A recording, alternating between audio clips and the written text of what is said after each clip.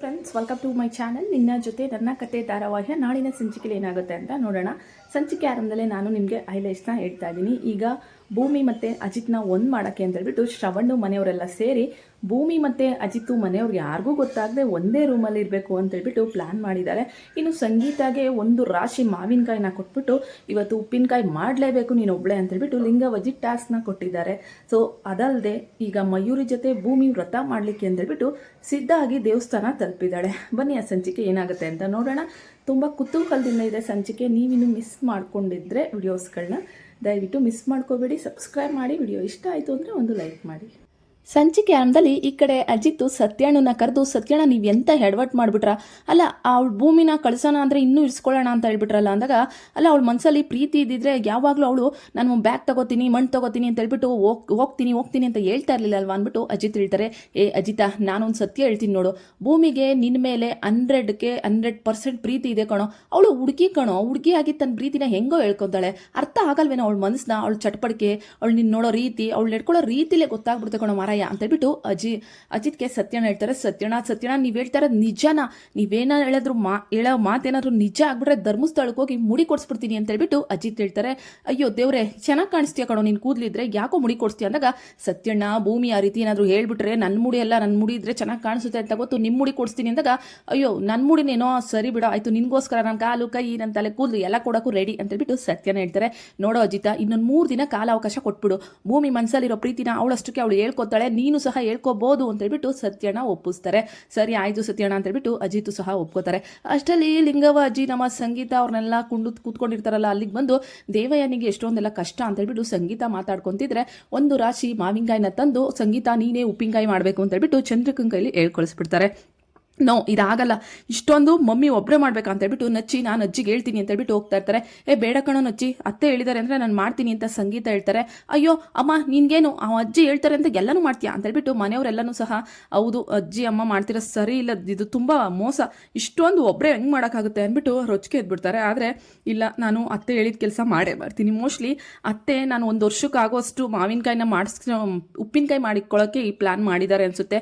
ನೋಡೋಣ ನನ್ನ ಕೈ ಟೇಸ್ಟ್ ಹೆಂಗಿರುತ್ತೆ ಅಂತ. ಸುಮ್ಮನೆ ಅತ್ತೆನ ನೀವು ಬೈಬೇಡಿ ಪಾಪ, ಅವರು ಹಳಸಿನ ಹಣ್ಣಿನ ಥರ ಇದ್ರು, ಮೇಲ್ ಕಹಿ ಥರ ಇದ್ರು, ಒಳಗಡೆ ತುಂಬ ಸ್ವೀಟ್ ಅಂತ ಹೇಳ್ಬಿಟ್ಟು ಸಂಗೀತ ಹೇಳ್ತಾರೆ. ಸರಿ ಆಯಿತು, ಈಗೇನು ಅತ್ತೆ ನೀವು ಒಬ್ಬರೇ ಮಾಡೋ ಅವಶ್ಯಕತೆ ಇಲ್ಲ, ನಾವೆಲ್ಲ ಹಚ್ಕೊಡ್ತೀವಿ, ನೀವು ಒಗ್ಗರಣೆ ಯಾಕೆ ಸಾಕು ಅಂತ ಹೇಳ್ಬಿಟ್ಟು ಭೂಮಿ ಅಜಿತ್ ಎಲ್ಲ ಹೇಳ್ತಾರೆ. ಸರಿ ಆಯಿತು ಅಂತ ಹೇಳ್ಬಿಟ್ಟು ಎಲ್ಲರೂ ಸೇರಿ ಉಪ್ಪಿನಕಾಯಿ ಮಾಡಿ ಅಜ್ಜಿಗೆ ಒಪ್ಪಿಸಿ ಅಜ್ಜಿ ಕೈಲಿ ಶಾಬಾಸ್ ಸಂಗೀತ ಅಂತ ಹೇಳ್ಬಿಟ್ಟು ಅನ್ಸ್ಕೊತಾರೆ. ಸೊ ಇದೆಲ್ಲನೂ ಸಹ ಮನೆಯವರಿಂದ ಆಗುತ್ತೆ. ನಂತರ ಅಜಿತ್ ರೂಮಲ್ಲಿ ಭೂಮಿ ಇರಬೇಕಲ್ವಾ, ಸೊ ಅದಕ್ಕೆ ಶ್ರವಣ್ ಮತ್ತು ಭೂಮಿ ಮಾತಾಡ್ತಾರೆ. ಶ್ರವಣ್ ಇದ್ದವರು, ಭೂಮಿ ನಾನು ಶಾರದಾನ ನೋಡ್ಕೋತೀನಿ ಅಂದಾಗ, ದೊಡ್ಡ ಸಾಹೇಬ್ರೆ ಆ ಶಾರದಮ್ಮ ಅಜ್ಜಿ ಜೊತೆ ಎಷ್ಟು ಚೆನ್ನಾಗಿರ್ತಾರೆ ನೋಡಿದ್ರ, ನೀವು ಇಲ್ಲಿರೋದೇ ಬೇಡ ಅಂತೀರಾ, ಆದರೆ ಶಾರದಮ್ಮ ಈ ನಡುವೆ ಹಳೆ ನೆನಪೆಲ್ಲ ಬರ್ತಾ ಇದೆ, ಅಜ್ಜಿ ಜೊತೆ ಮಾತಾಡೋಕ್ಕೆ ಶುರು ಮಾಡಿದ್ದಾರೆ, ಇನ್ನು ಮುಂದೆ ಖಂಡಿತ ಅವ್ರು ನಿಮ್ಮನ್ನ ನೆನ್ಪು ಮಾಡ್ಕೋತಾರೆ ಅಂತ ಭೂಮಿ ಹೇಳ್ತಾಳೆ. ನೀನು ಯಾವ ಜನ್ಮದಲ್ಲಿ ನನ್ನ ಮಗಳಾಗಿದ್ದೋ ಗೊತ್ತಿಲ್ಲ ಭೂಮಿ, ಆದರೆ ನೀನು ನನ್ನ ಮಗಳಲ್ಲ ಅಂತ ಇರ್ಬೋದು, ಆದರೆ ನನ್ನ ಪ್ರಕಾರ ನೀನು ನನ್ನ ಸ್ವಂತ ಮಗಳು ಅಂತೇಳ್ಬಿಟ್ಟು ಶ್ರವಣ್ ಹೇಳ್ತಾ ಇರ್ತಾರೆ. ಥ್ಯಾಂಕ್ಸ್ ಅಪ್ಪ ಅಂತೇಳಿ ಭೂಮಿ ಹೇಳಿ, ಆ ದೊಡ್ಡ ಸಾಹೇಬ್ರೆ ಆ ಶಾರದಮ್ಮವ್ರನ್ನ ಆರಾಮಾಗಿ ನೋಡ್ಕೊಳ್ಳೋಣ, ಇನ್ನೊಂದು 3 ದಿನ ಅವ್ರಿಗೆ ಹಳೆ ನೆನಪೆಲ್ಲ ಬರುತ್ತೆ ಅಂದ್ಬಿಟ್ಟು ಭೂಮಿ ಹೇಳ್ತಾಳೆ. ಭೂಮಿ ಈಗ ಬೇಡ, ನೀನು ಅಜಿತ್ಗೆ ಹಾಲು ಕೊಟ್ಟೇ ಇಲ್ಲ ಅಂದಾಗ, ಹಾಲು ಅಂದಾಗ ಹೌದು ಅವ್ನು ಡೈಲಿ ಬಾದಾಮಿ ಹಾಲು ಕುಡಿತಾನಲ್ಲ, ನೀನೇನಮ್ಮ 1 ವಾರಕ್ಕೆ ಗಂಡನೇ ಮರೆತುಬಿಟ್ಟಿದ್ಯಲ್ಲ, ಅಜಿತ್ ಬೇಜಾರು ಮಾಡ್ಕೊಡಲ್ವಾ ಅಂದಾಗ, ಹೌದು ದೊಡ್ಡ ಸಾಹೇಬ್ರೆ, ಸರಿ ಆಯಿತು ನಾನು ಕಾಯಿಸಿ ಕೊಟ್ಟು ಬರ್ತೀನಿ ಅಂದಾಗ, ನೋಡು ಕೊಟ್ಟು ಅರ್ಜೆಂಟಾಗಿ ಬರೋದೇನು ಬೇಡ, ಅಜಿತ್ ಜೊತೆ ಒಂದು ಸ್ವಲ್ಪ ಹೊತ್ತು ಮಾತಾಡ್ಕೊಂಡು ಇದ್ಬಿಟ್ಟು ಬಾ ಅಂತ ಹೇಳ್ಬಿಟ್ಟು ಶ್ರವಣ್ ಪ್ಲ್ಯಾನ್ ಮಾಡಿ ಭೂಮಿನ ಅವ್ರ ರೂಮ್ಗೆ ಕಳಿಸ್ತಾ ಇರ್ತಾರೆ. ಸರಿ ಆಯಿತು ಸಾಹೇಬ್ರೆ ಅಂತ ಹೇಳ್ಬಿಟ್ಟು ಭೂಮಿ ಆಚೆ ಹೋದಾಗ, ಹೆಂಗೋ ಅಜಿತ್ ಮತ್ತು ಭೂಮಿ ಪಾಪ ಮಾತಾಡ್ಕೊಂಡ್ರೆ ಸಾಕು ಅಂತ ಶ್ರಾವಣ್ ಯೋಚನೆ ಮಾಡ್ತಾ ಇದ್ರೆ, ಇನ್ನು ಭೂಮಿ ಇದೋಳು, ಅಲ್ಲ ಇವಾಗ ನಾನು ಹಾಲು ತಗೊಂಡೋಗಿ ಕೊಡೋಕೆ ಹೋದ್ರೆ ಸಾಹೇಬ್ರ ಹತ್ರ ಮಾತಾಡ್ಕೊಂಡು ಕೂತ್ಕೊಳಕ್ಕಾಗುತ್ತಾ, ಇಲ್ಲ ನಾಳೆ ಬೆಳಗ್ಗೆಗೆ ನಾನು ರೊತ್ತಾಗ ಹೋಗಬೇಕು, ಹಾಲು ಕೊಟ್ಬಿಟ್ಟು ಹೋಗಿ ಮಯೂರಿ ರೂಮ್ ಸೇರ್ಕೊಬಿಡ್ತೀನಿ ಅಂತ ಹೇಳ್ಬಿಟ್ಟು ಪ್ಲ್ಯಾನ್ ಮಾಡ್ತಿರ್ತಾರೆ. ಇನ್ನು ಅಂಜು ಮತ್ತು ನಚ್ಚಿ, ನಾವು ಇಷ್ಟೊತ್ತಿಗಾಗಲೇ ಮದುವೆ ಆಗಿದ್ರೆ ಎಷ್ಟು ಚೆನ್ನಾಗಿರ್ತಿತ್ತಲ್ವಾ ಅಂಜು ಅಂತ ಹೇಳ್ಬಿಟ್ಟು ನಚ್ಚಿ ಹೇಳ್ತಿರ್ತಾನೆ. ಹೌದು ಅಂದಾಗ, ನಿನ್ನಿಂದಾನೆ ನೀನು ಸ್ವಲ್ಪ ಫೋರ್ಸ್ ಮಾಡಿದ್ರು ನಮ್ಮ ಮನೆಯವರೆಲ್ಲ ಮದುವೆ ಮಾಡಿಬಿಡ್ತಿದ್ರು, ನೀನು ನಮ್ಮ ಕುಟುಂಬಕ್ಕೋಸ್ಕರ ಎಷ್ಟೊಂದೆಲ್ಲ ತ್ಯಾಗ ಮಾಡಿದೆ ಅಂಜು ಅಂದಾಗ, ಪರವಾಗಿಲ್ಲ ನಮಗೆ ಟೈಮ್ ಸಿಕ್ಕಿದ್ದು ಒಳ್ಳೆಯದೇ ಆಯಿತು, ಈ ನಚ್ಚಿ ನಮ್ಮ ಕಡೆಗೆ ಬರ್ತಾ ಇದ್ದಾಳೆ ಅಂದ್ಬಿಟ್ಟು ದೇವಯಾನಿ ಯೋಚನೆ ಮಾಡ್ತಿದ್ರೆ, ಇನ್ನು ಭೂಮಿ ಹಾಲು ತಗೊಂಡೋಗಿ ಕೊಟ್ಟು ಅಜಿತ್ಗೆ, ಸಾಹೇಬ್ರೆ ತಗೊಳ್ಳಿ ಅಂದಾಗ, ಸಾಹೇಬ್ರೆ ನೀವು ತುಂಬ ಚೆನ್ನಾಗಿ ಕಾಣಿಸ್ತಿದ್ದೀರಾ ಅಂದಾಗ, ಭೂಮಿ ನಾನು ಹೇಳೋದು ಮತ್ತೆ ಚೂಡಿದಾರದಲ್ಲಿ ನೀನು ತುಂಬ ಚೆನ್ನಾಗಿ ಕಾಣಿಸ್ತಿದ್ಯಾ ಅಂತ ಹೇಳ್ಬಿಟ್ಟು ಅಜಿತ್ ಹೇಳ್ತಾರೆ.